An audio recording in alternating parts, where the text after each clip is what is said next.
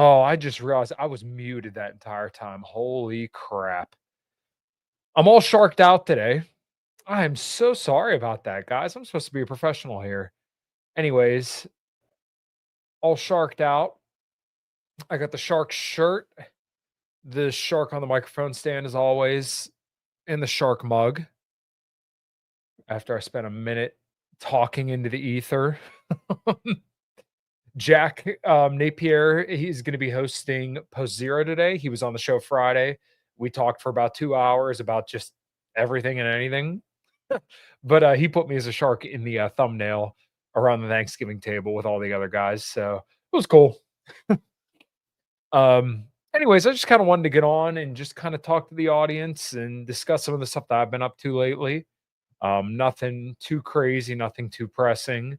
Been playing a lot of Majora's Mask. I bought Alien Fire Team, playing Back for Blood, watched the whole Alien and Predator series is whatever the plural is of that.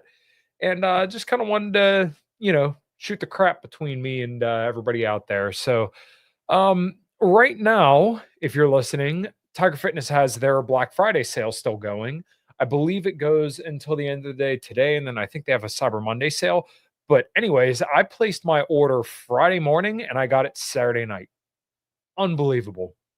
I got graham cracker protein powder, birthday cake protein powder. I ordered a whole bunch of protein bars.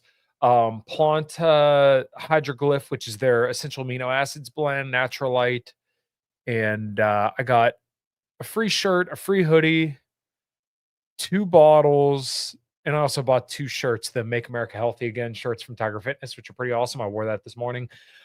Um, all that good stuff. So make sure you go to tigerfitness.com. If there's any supplements you're thinking about trying out or getting, or maybe you're out of stock on something like pre-workouts or multivitamins, amino acids, whatever, go to tigerfitness.com and check all that stuff out right now.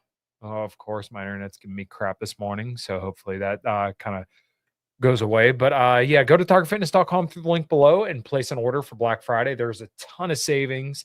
Everything's discounted as well as you get free stuff at checkout. So that's really, really cool. Go to Deem Fit as well through the link below to let them know that the Matovic family sent you. And obviously Fox Sons Coffee, which I do have the Den Blend Dark in my cup right here. As you can see, it's black. I decided no creamer today. So cheers, everybody. Without further ado, then, now I got all my shilling out of the way, let's get into it.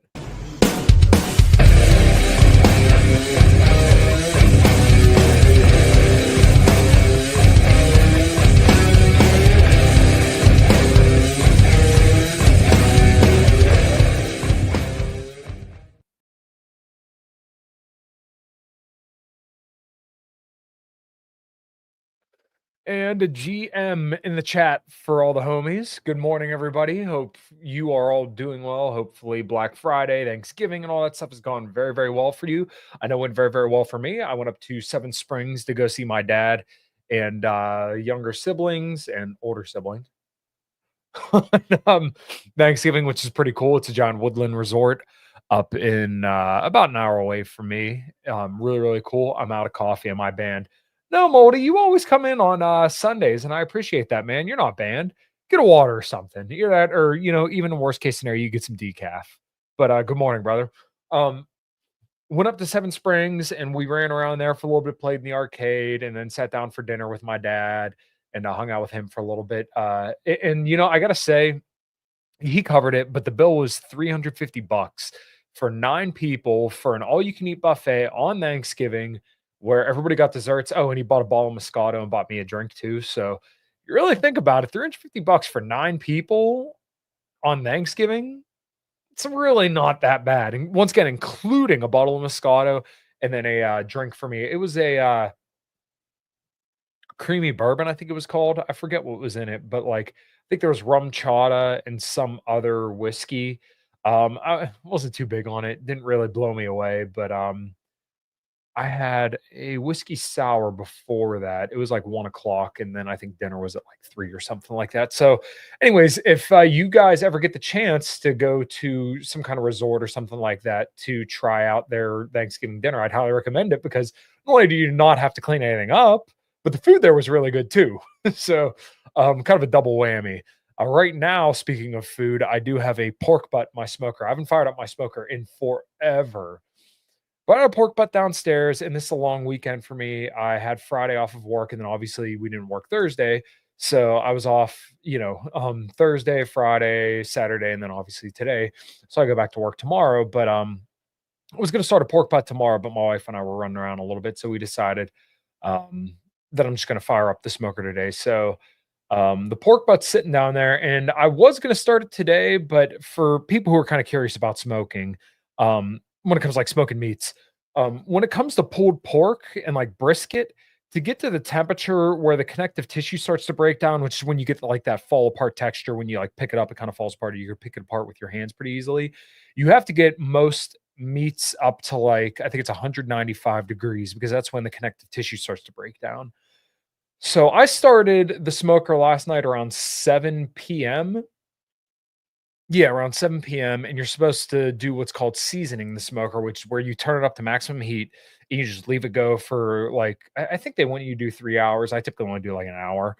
And then after, well, I typically do 2 hours, but though, at the l after, like, if you do the regular 3 hours, at 2 hours, 15 minutes, they want you to put the wood chips into, like, the little wood chip tray, so that way it starts to, get all the smoke inside the smoker. So I started it last night. I went for like an hour and then I came back, threw the chips in, left them in for probably like a half hour, 45 minutes, and then put my pork butt in. And the pork butt, I think when I put it in was like 37 degrees, 37 or like 41 degrees.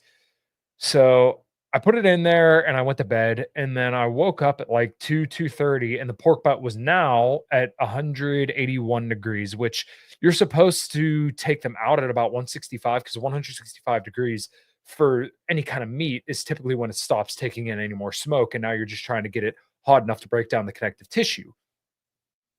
So I woke up, it's 181 degrees. I hurry up, pull it out, close the smoker, go inside, wrap it in foil so that way it will just stay in the smoker and it's not going to take in any smoke. I'm just trying to raise the temperature.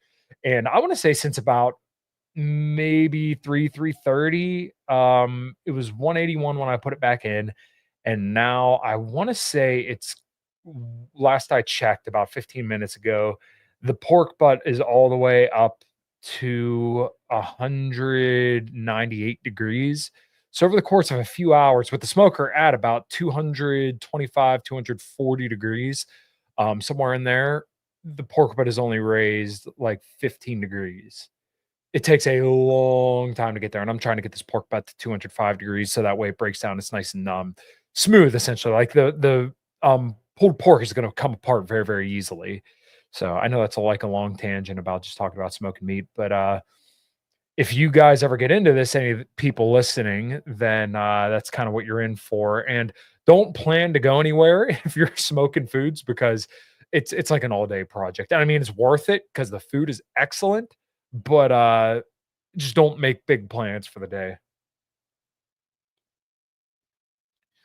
So, on the docket other than that, I know I kinda made like a, shit posty kind of thumbnail, but, I've been playing lots of video games lately. I bought Alien Fireteam, Back for Blood. I just finished Majora's Mask this morning, which, just it is amazing how the old N64 classics hold up. I mean, Majora's Mask was incredible. I'll start smoking when I move. Yeah, cool. Um, yeah, and there's like techniques for all these different ones. Like I used I think it's a peach molasses rub or something like that. A peach hickory peach. I can't remember what exactly it is, but it's from Kinder's, and that's supposed to go good with pork. So I used the peach rub on the pork butt, and then use sweet and smoky barbecue sauce to kind of marinate it, and then put peach wood chips into the wood chip tray. So, hopefully that pork kind of has like a little bit of like a sweet and more smoky flavor. That's probably gonna be my lunch throughout the week this week. But Where was I going? Oh, yeah, so Majora's Mask, it is incredible how, like, these old games hold up, and even, like, older movies, 'cause, as I said in the introduction, I watched all of the Alien and Predator series. If you watch the original Alien and the original Predator, the original Alien came out in 1979, and the original Predator came out in 1986. Jack, you get it. Both those movies still hold up really freaking well. Um, like, you would think that a movie that came out in the '70s with, like, effects would look kinda goofy, and none of it looks perfect, but for what it is, I mean, that is about as good as it's gonna get, especially for the '70s, and, like, you look at the 3rd Alien movie, whichever one that, whatever the, what's her name? Oh god, I can't remember her name. Ellen Ripley, there it is. Ellen Ripley, when they're on, like, the prison planet and they had the alien that walks on all fours that came out of the dog. Um, that alien looked a lot more wonky and goofy on the screen because the CGI was so bad in, like, the late '90s, early 2000s. Like, the actual alien from 1979 looked a lot better than the alien from the '90s. So, those old movies hold up pretty well, and the older games hold up really well too. So, I beat Ocarina of Time. I did Master Quest, which some people said, like, Master Quest, um, the temples were a little bit different, like the water temple, they made it so that way you didn't have to do so much back and forth. The fire temple, some people said it just felt lifeless. I still enjoyed it, and I kinda understood what they were saying about the fire temple. Um, but other than that, the game I thought was still really good. Like, the N64 port for PC worked very, very well. I hate my Wi-Fi. I hate my Wi-Fi. But, yeah, even like the Ocarina of Time port did really well for me as well. The game played incredibly smooth, and there's something crazy about for those, listening, I'm holding up an Xbox controller, an Xbox 3 or yeah, an Xbox One controller. I literally played Ocarina of Time on a computer with an Xbox One controller, so an N64 game with a Xbox One controller, which is just it's crazy. This is the future, man. But yeah, the game, Ocarina of Time was a lot of fun. I gotta say, when you compare Majora's Mask versus Ocarina of Time, I think the temples in Ocarina of Time are a lot more enjoyable than the ones in Majora's Mask. Majora's Mask Masks feels kind of boxy. Like they don't feel as like epic. And I know this sounds so stupid, but like I feel like they weren't as like meaningful as the ones inside of Ocarina of Time were. But everything else in Majora's Mask, like all the events where you go around town, you talk to different NPCs and stuff like that. I felt like that was a lot more enjoyable. Um, OG Star Wars looks better than prequels, and Disney Abomination CGI should be used sparingly. Yeah, and that's the thing is that like the original Star Wars, like the writing, specifically like when you think about Han Solo and some of his lines, and kind of like the dynamics between all the characters. Um, that all worked very well, and like you said, the CGI was a lot better because it was much more sparing, whereas, like, you would think that Disney being, like, a billion-dollar company or however the hell much it's worth, they would be able to make, like, the most fantastic, awesome-looking Disney movie ever, and, like, the Star Wars movies still looked good, but they had nowhere near, like, the quality of writing that the old Star Wars movies did. Um or even, like, you think about, like, Attack of the Clones. Like, Attack of the Clones, the concept and, like, the ideas around it were really cool, but my god, was that movie bad. Like, people knock Phantom Menace, but man, I think Attack of the Clones was much, much, much worse. I just ugh. I watched them again, probably, like, a couple years ago when they first came out with The Mandalorian. This is so funny because my wife wasn't into Star Wars at all, and now, like, we have a whole wall in the room where we keep our dogs that, is all covered in, like, these little, I forget what the hell these stupid bags are, lounge fly bags. Um, there's a whole wall covered with Star Wars lounge fly bags because she just loves those things so much, and now she loves Star Wars too. Moldy Fox son. Yeah, hey, there you go. Yeah, exactly. And, yeah, Steven, just in case you're just dropping in now, I did mention that I do have Den Blend Dark in this cup right here. You can't, yeah, you can see it a little bit, but um, the Guatemalan blend was really good. The Den Blend Dark is definitely darker than the Brazil, but all of them are always good. Yeah, good morning, man. Um, but when it comes to the Phantom Menace is the best of the three, mostly because Qui-Gon Jinn. Yeah, and see, like the newer shows, I was so surprised that they went with Obi-Wan to make a fucking show about Obi-Wan when he was like the main star of almost the entire series. Like episodes 1, 2, 3, and 4 were largely centered around Obi-Wan. So why would you make a show based on him? And the show sucked. I mean, there was like that one black woman apprentice of his or something like that. And just like the writing wasn't good. It didn't make sense. um, I didn't like that one at all. Like, why wouldn't you make a show about Qui-Gon Jinn? Why wouldn't you make a show about Mace Windu or Kaede Mundi or the one there were so many different characters that they could have made a show about instead of the character that was literally about or that was focused on for like the first, one episode 1, 2, and 3. Instead, they literally made them, whole thing. Yeah, okay, so I completely agree with this. Rogue One was actually incredible. The only thing I didn't like was the ending because it just kind of like invalidated the whole movie, if you kind of catch my drift. Um, and spoiler alert, if you're listening to this not live, fast forward a couple seconds because I'm gonna ruin Rogue One for you. They kill all the characters, and it's kind of like, okay, well, what was the? I get it, like you had to kind of make this connection from uh in between episode 3 and 4, but I liked all those characters. All the characters in that movie were fantastic. The ending of that movie was great, as in like the actual setup for the ending was really good. Good morning, stripper. Good to see you, man. But yeah, Rogue One, Solo actually wasn't too bad. I know a lot of people didn't like Solo. Yeah, it was Space Hamlet. Yeah, Rogue One I thought was excellent. Solo I didn't think was too bad, but like the rest of them, I'm like, like specifically like the ending for Episode 9, where Ray turns around and says her last name's Skywalker. Like, what? What are you talking about?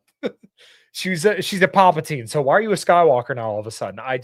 It didn't make sense to me. And then her and Kylo Ren fall in love, and then he dies. Like the writing for the last trilogy was just didn't make any sense to me. Morning, Jen. I hope you're doing well.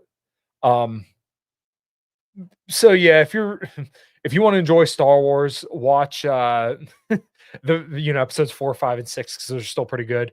1, 2, and 3. 1 and 3 are okay. 2 is not so good.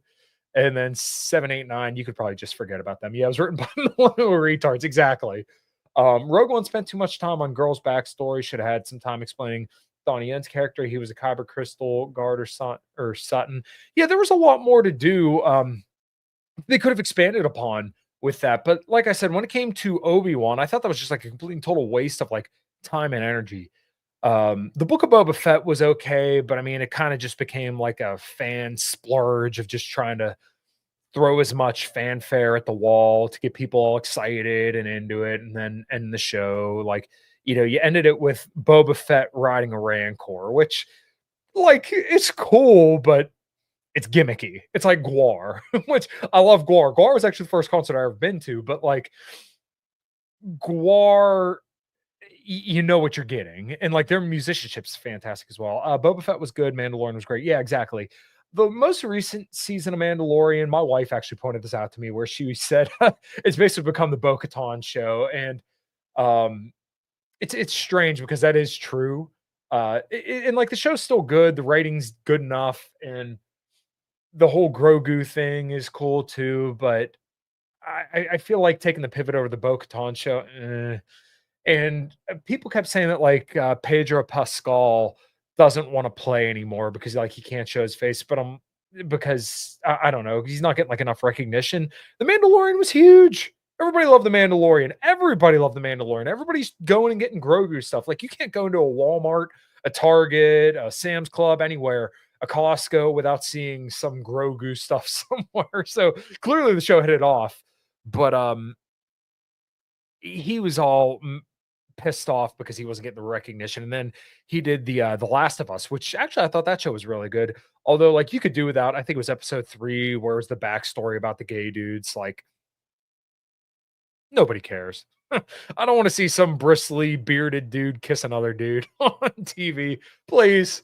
Like, I don't think anybody wants to see that. And it really doesn't contribute to the story. Like, when you actually play through The Last of Us, the game, um, you do find out that there is like a gay couple, but it's like such a small thing because it's pretty early on in the game and you're walking around and then you find out that the fat dude found out that his husband killed himself, or the guy that he had a crush on, whatever, his boyfriend, whatever, just was pissed off at him and ended up killing himself or died from the zombies essentially.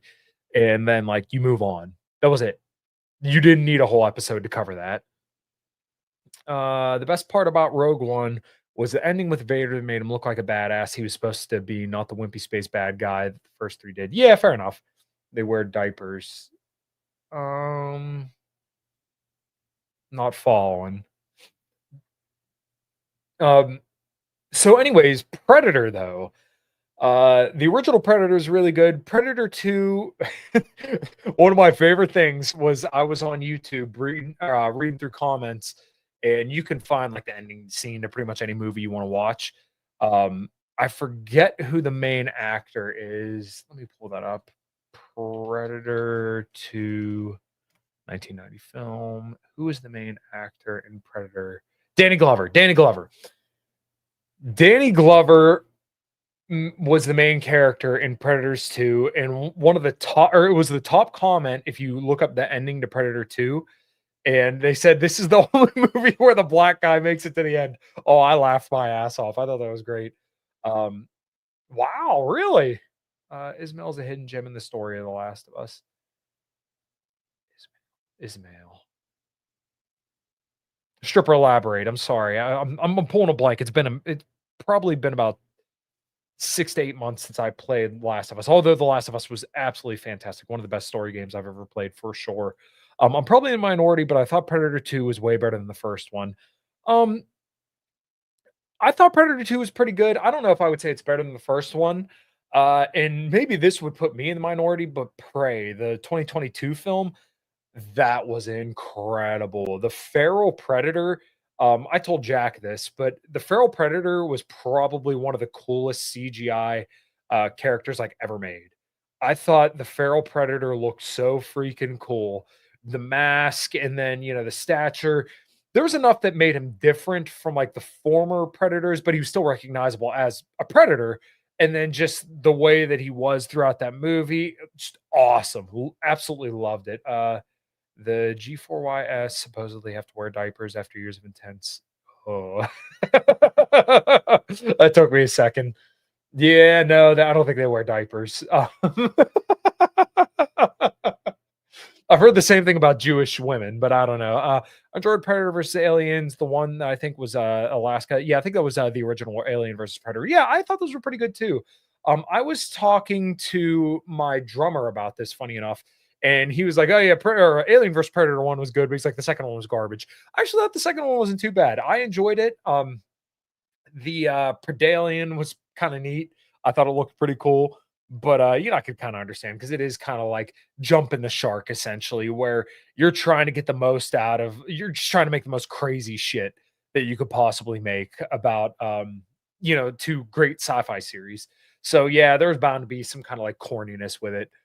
Uh when it came to the alien stuff, the fourth alien, that was a little bit like jumping the shark because they brought back Ellen Ripley and she had some alien in her, and I mean, like the movie was still good. And then Prometheus, a lot of people had an issue with Prometheus, but I thought Prometheus was actually really good. Um, when you get to the underground encampment that has been evacuated and the town just before it, there are a bunch of notes that you can read. Oh, that's right. Yeah, and are you talking about the part where you're down? Oh God, you go through the tunnels with the one guy and his kid. Is that what you're? I think that's what you're talking about. Either that or when you get to the island and go through those tunnels. It could be one of those two. Maybe I'm wrong. I probably read those, but it's just not just not clicking with me, man. It's a movie about alien versus predators who made up things and people are worried about it not clicking. I don't understand that. Yeah, well, the alien or the predators do click. um, but yeah, the okay, yeah, cool, cool. Um, Prometheus, I thought was a very, very interesting movie. And the more I dig into like the lore behind it, okay, the sewers, gotcha. The lore behind Prometheus, I just find to be so fascinating, and especially when you start digging into the aspects of, like, how Alien came to be because, for everybody who's watched Prometheus and is kinda, like, into Alien, at the end of Prometheus, the Deacon is formed, right? The Deacon is, like, basically the first formation of Alien, or, like, the alien, the xenomorph, because, there was, like, the Deacon, and if you dig into the lore, then actually the Deacon eventually became a mountain, which is fascinating because the fact that I think it was the trilobite was the creature that was put into Dr. Elizabeth Shaw. Um, the trilobite was kind of like a earlier version of a face hugger, and the trilobite had latched on to the engineer, which the engineers are the ones who basically designed humans. So I'm gonna spoil Prometheus for everybody in case, I'm sure you guys have watched Predator, Alien versus Predator, and all that. You've probably seen Prometheus, but the engineers are the people who craft or who basically made humans, and then basically the crew with Elizabeth Shaw and Dr. Holloway and all these other people went to LV-224, I think it was, to find to basically talk to the engineers. Well, towards the end of the movie, they find the last living engineer, and the engineer wants to kill humans because he was on a he was put into cryostasis to be rewoken and to also basically end humanity because they figured out that we're a violent, or as Mike Sartain would say, hairless murder apes, right? We go across the planet and kill all these people and do horrific things. So the engineers thought that humanity was a mistake. So he kills not Dr. Holloway, Dr. Whalen, and he rips off David's head because David was a synthetic. He was a synthetic human, and the engineer, if you look at his facial expressions, um, he was disgusted by the fact that humans would make synthetic humans. So he rips David's head off, kills Dr. Whalen, and then Elizabeth Shaw runs away. And then when they get back to the escape ship, um, when she was impregnated by Dr. Holloway, who, originally Dr. Shaw thought she was unable to get pregnant, um, she, uh, she was pregnant because the synthetic David had poisoned Dr. Holloway, and Dr. Holloway impregnated Dr. Shaw, and then she had the trilobite removed, and then the trilobite, grew exponentially fast over the course of a few hours, became bigger than an engineer, which engineers stand at, like, 9 feet tall or something like that. So, she basically sticks the engineer in the ship, and then, the door open or she when she yeah, she sticks the engineer in the ship, and then opens the door where the trilobite was, where she had it removed from herself, and then the trilobite latches on to the engineer, and the engineer gets impregnated by the trilobite, and in usual alien fashion, um, the alien bursts through your chest, and what burst through the chest of the engineer was the Deacon, which is basically the first evolutionary form of an alien. Okay, we've been watching a lot of 1970s, 80 or 1970s and 60s horror movies, like Vampire Frankenstein kind of stuff with Peter Cushing, who was in the original Star Wars and technically a Rogue One. He's in a lot of old Hammer films, excellent stuff. You should check them out. Yeah. Well, you know what's fascinating about like older horror films is that they had to rely on, how do I want to put this, abstraction. You had to rely on people's imagination because you didn't have the same tools that we have today. And that is very, very interesting, and, like, that suspense, I think, makes the movies a lot more, um, interesting and makes them a lot more, like, engaging because, like, with CGI, you can make a perfect or, like, nearly perfect image of somebody, like, getting their neck ripped off or something like that. Whereas back in the day, you couldn't really edit that successfully, so you had to find a way to add that suspense and that horror in a different way, which is typically, like I said, through like abstraction or suspense and not really seeing it. So, like, part of to go back to Alien, part of the benefit of like the 1979 film Alien is that you had that suspense. You didn't know, you didn't really see Alien that often. So when you saw it, you're like, holy shit, is that it? Um, they really played on that. So, back to, like, the whole Deacon deal, I just found Prometheus fascinating because, like, this is basically trying to show evolution, and then in obviously Alien Covenant was the follow-up movie to Prometheus, and that kinda goes along the evolutionary chain where David, basically experiments with, the concept of, the xenomorph and face huggers, and he learns about all this stuff and experiments with Elizabeth Shaw, and over time, he tries to basically make a more perfect version of the xenomorph where, he, originally there was a deacon, which David wasn't aware of, but then over time, he got to, I think it was the praetomorph or the protomorph, and then I forget what the first one was called. You know what? Here, let's do this. I'm gonna pull up Google. Yeah, a movie masterpiece that used old school special effects and a great story, The Thing. And I've never watched that full movie, but Stripper, correct me if I'm wrong. I'm pretty sure that movie does exactly what I'm saying, where they have to use more suspense and less like straight up CGI. They kind of give you the suspense without like constantly shoving gore and violence in your face. Or like I'm sure there was some of it, but like nowadays we have slashers that basically just are all out. Like if you think about Terrifier, like Terrifier is almost funny because of the amount of like CGI and stuff that they do.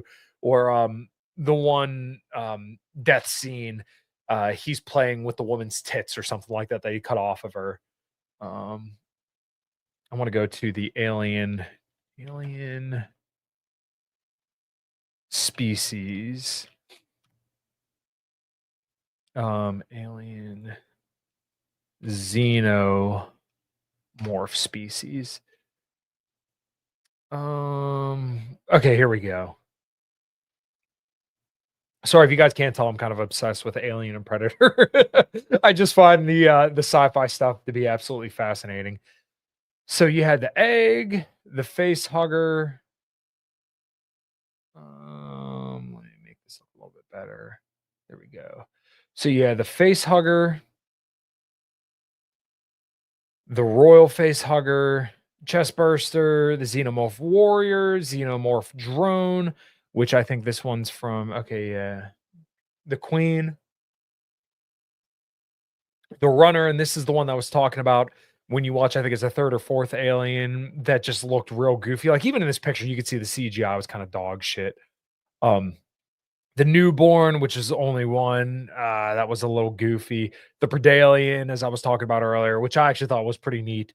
The Deacon, which is what I was just talking about, the original, basically like the very first species of alien, kind of like the precursor to all them. The Neomorph, that's it. So the Neomorph was in Alien Covenant, and they thought that, or David thought that the Neomorph was kind of like a, mm, a very good being, yeah. CGI wasn't invented yet. There's some insane gore, but the story isn't relying on it. It's such a masterpiece. Yeah, exactly. That's my point. Similar to the first Alien, just great movie making. Yeah, and see, like, there's no real movies anymore that are like that, or at least not any that I could think of. Like the last, I always think about this movie because I thought it was really good, and I thought the story was really good. But it was called You're Next, where they had like the rabbit masks and stuff like that. I thought those movies were pretty good, but like, there's not really any great suspense movies anymore. Um, because like I said, back in the day, they couldn't rely on CGI. They had to depend on making people think abstractly about the horror and the suspense. So yeah, the protomorph was in Alien Covenant, and there were some differences between the protomorph and the xenomorph. The Romulus xenomorph, which is really neat, and then the offspring, which all credit to Alien Romulus. The offspring was freaking horrifying. Like I thought the ending of that movie, like Alien Romulus really felt like an alien movie. And sure, you probably know what I'm talking about, where like you're towards the end of the movie and everything felt like everything was taken care of, but you had like 20 minutes left. So you're like, oh, well, it's probably just gonna like wrap up and go to the credits. But no, there was still something going on, and that was the offspring. So yeah, I just thought Alien Romulus was still a pretty good movie. And like a lot of movies now and a lot of shows, I get so sick of this, but like the girl power narrative where every single movie, um, the woman is always just all powerful, can always overcome no matter what. It's like, not only is it's not realistic, but like, why does it always have to be the girl that's just like the greatest character ever? One show that doesn't do this is what the hell was it called? It was on Amazon. Alan Richson. Alan Richson was the actor. Yeah, great cliffhanger. Um, not Walker. What the hell? I am so dumb. Amazon Prime shows. It's gonna be the first one. No, where is it? Yellowstone, The Penguin, High Potential. The Expanse, Survivors. Ooh, Westworld. Westworld was really good too. Uh, Tracker. Tracker was really good too. The Rookie was good. Um, oh my god, I can't believe Alan Rich. Reacher. Jesus. I can't believe that. Did the same thing, but it's so subtle that 99% of people missed it. Um, yeah, Reacher. Reacher was a show that didn't have the girl power narrative. That was, I thought, just a good show, and there was, like, a lot of, the one thing that I loved about, the first season of Reacher is, the one character, who's a s he was a black sheriff who wasn't from the town that it takes place in, 'cause it's like it takes place in, like, this small town in Georgia, and, this small black dude tells this guy that's suspected of murders that he's gonna shove his foot so far up his ass that he's gonna make his heart stop. It's just like the way that he said it, I thought was just it was great. It was hilarious. So, um, yeah, man. As you can see, this podcast didn't really have any kind of aim. I really just want to talk about sci-fi gaming, and the thumbnail was a little bit of like memedom because of the shark with the coffee mug, the Pepe the Frog with a coffee mug, and then the Chad meme. But um, yeah, there's, like, not a lot of, like, great shows or great movies anymore, like, what happened to great cinema? Like, Avatar was pretty good too, I liked Avatar quite a bit, um, I felt like that was decent enough cinema, but, like, it doesn't seem like we have movies that really break ground, like Alien, like the original Star Wars, like Predator or anything like that, like, where's all of that kinda stuff? And Ryan Stone talked about this a little bit where, a lot of movies now, I forget what exactly he said it was, but like the gunshots and all the action scenes are incredibly loud, and then the the parts where people are talking back and forth are a lot quieter. I hate that because, like, first of all, I already have trouble hearing because I've played music for 8 years. I've been a mechanic for 13 years, and I listen to music very, very loud, so my hearing's already kind of screwed up. So like if I have to listen to people talk softly, it sucks because I miss what people say. DEI became a source for funding for studios, even if they lose money. Well, yeah, exactly. So basically, this goes to the point where if you're woke, then you get access to certain loans and like capital that you wouldn't otherwise have access to. And you see Daily Wire trying to like push back on this, but the problem is that like a lot of these more right wing outlets, when it comes to making media, they kind of suck at it. They suck. Like these MAGA rappers, they suck. I hate to say it, but like a lot of the more left leaning people who do art stuff, they're pretty good at it. They kind of nail it out of the park because um, people talk about like the big five personality traits and the things that make good writers. Typically, those people kind of cluster more towards the left end of the political spectrum. I don't know of a lot of like right wing writers that are really, really good and that don't or that can make something good that stands outside of their political preference. Like Ted Nugent is the first one that comes to mind. Ted Nugent, maybe even like Kid Rock. Also just another industry that has a competency issue. Yeah, exactly. And maybe that's kind of bleeds over into a lot of things and kind of explains what I'm talking about here. Is that just like there's a lot of just retards, if I'm being honest, and all this stuff. But like great right wing writers would definitely be like Kid Rock and Ted Nugent. Now, once again, I don't think these guys are like hugely talented and like broke ground, but like it is undeniable that Kid Rock broke mainstream music, and so did Ted Nugent because everybody knows Stranglehold. Everybody knows Cat Scratch Fever, Wang Dang, Sweet Poontang, just a lot of stuff like that. And then obviously Kid Rock. Kid Rock is known for kind of bringing about that country rap, which, um, I can tolerate Kid Rock. I can't tolerate Upchurch and those artists. I'll get banned off YouTube if I say what I think should happen to them. But uh, I don't know of a lot of great right-leaning writers outside of the 2 that I mentioned. Like, I consider myself more right-leaning, although I'm not gonna get into the circle jerk about what's right wing and what's not. But, I would like to believe that a common crown writes good music, and most of the people in my band are all more right-leaning. Clearly, we haven't figured it out because we haven't broken mainstream. It just is what it is, we're still gonna do what we're gonna do, but, um, yeah, maybe it is just, a competency issue, so I don't know. This podcast is all over the place. I just wanted to kind of hop on. I didn't have a plan, but I did want to talk about gaming and movies and that kind of stuff. It's kind of been a little bit of a passion of mine lately. My wife has to cancel her tattoo appointment here in 2 weeks, and I have to let the artist know. I'm sure I'll have no problem filling up a Saturday in December. Like Jesus. Um, but I was thinking about taking it and then getting a tattoo of a xenomorph on my leg because, how much I love these movies now, but, I don't know. We'll see. I think I'm gonna call it there in a little bit. We're gonna go over to Jack Napier's channel to enjoy ourselves in Post Zero. We're gonna talk about what we're thankful for because it was just Thanksgiving here in the States. So that will be cool. I don't know who's all gonna show up, but I know I'm gonna be there. Jack's gonna be there obviously because it's on his channel. Hopefully Dave, Gov, Red Hawk, and Nuke and everybody else will show up. But if not, we'll see. So A Common Crown is kicking ass. We have a lot of new material coming out. I think we have 7 songs. Oh, we just did let me make sure I pull this up actually. Maybe it's airing right now. Music from the 412. If you go to Music from the 412, um our interview and show is airing actually. I don't know if it's airing today at all. Okay, yeah, so at lunchtime, Jazz's Rock and Road Show, episode 39, Montreal. If you go to Music from the 412, I will pull it up here on the screen. Present.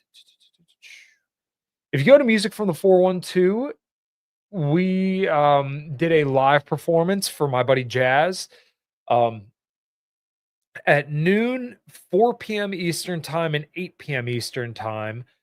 Our show and interview is playing where you can hear our new song, The Fringes. We also played some other songs live. All that stuff was really, really cool. The sound is fantastic. The video is fantastic. We did a little interview afterwards, and then also, um, Jazz kind of walks around Montreal and talks. So really, really cool interview. Make sure you go over and check that out if you want to check out not only a new song by us, but also just kind of check out what we got going on.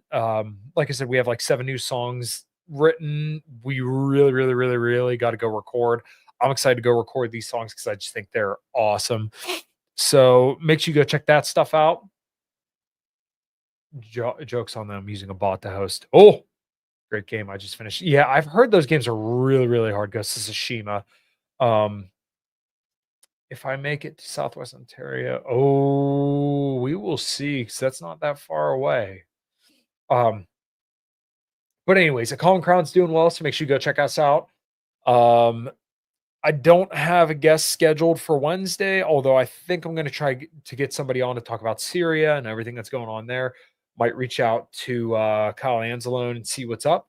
Um, Yes, yes, you do. I would love that. That would be awesome, man. And if not, we may make it up your way. I'm definitely hoping that next year we're going to travel around. But yeah, Colin Crown's going well in Liberty and Health, where you're at right now. Like I said, I'm going to reach out to probably Kyle Anzalone and see if he wants to come on to talk about Syria on Wednesday. Um, Don't think I got anything else scheduled other than that. 5 till midnight tomorrow, 8 p.m. Eastern time, and post zero here in about a half hour. I'm going to wrap it up there. Thank you guys so much for listening. Make sure you go to all the links below to figure out what I got going on, where I'm doing it. Fox and Sons. Thank you, Steven, for the great coffee as always. Make sure you go to his website, use code Kyle at checkout. If not, I'm sure he has a Black Friday sale going on. Tiger Fitness through the link below, which has a enormous, fantastic Black Friday sale. Make sure you go over to there. If you're thinking about getting any kind of supplements, they have everything you could possibly want. And yeah, I think with that, guys, I'm going to wrap it up. Thank you guys so much for listening. And drop a like on your way out, drop a comment, all that good stuff. And until next time, take care.